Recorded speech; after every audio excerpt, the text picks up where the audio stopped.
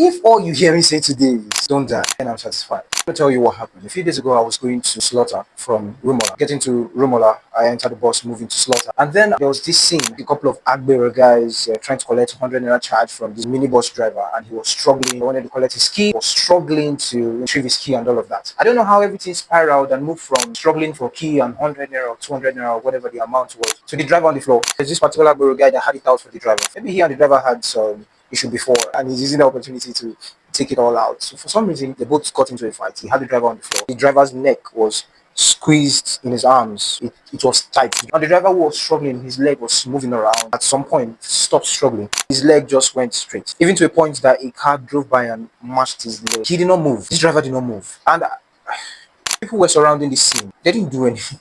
They didn't do anything about it. They just surrounded, and there was just this noise. It was one police officer that came and then stopped the entire thing. When the entire thing stopped, the driver was breathing heavy, like he was almost gone. In fact, he was gone.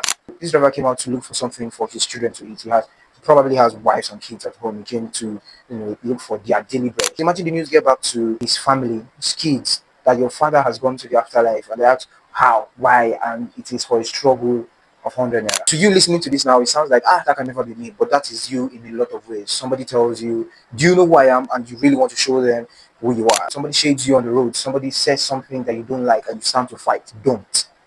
Please don't fight. You don't know how prepared the next person is. You don't know what the next person did before leaving the house. You don't know what tools he has in his bag. You don't know the experience in moving people to the afterlife. You actually don't know. You only know yours. And there are two things. You can end up in jail or end up in the afterlife yourself. Please, it's not worth it. I just want to say it is not worth it. Just move on and go about your business. It's not worth it.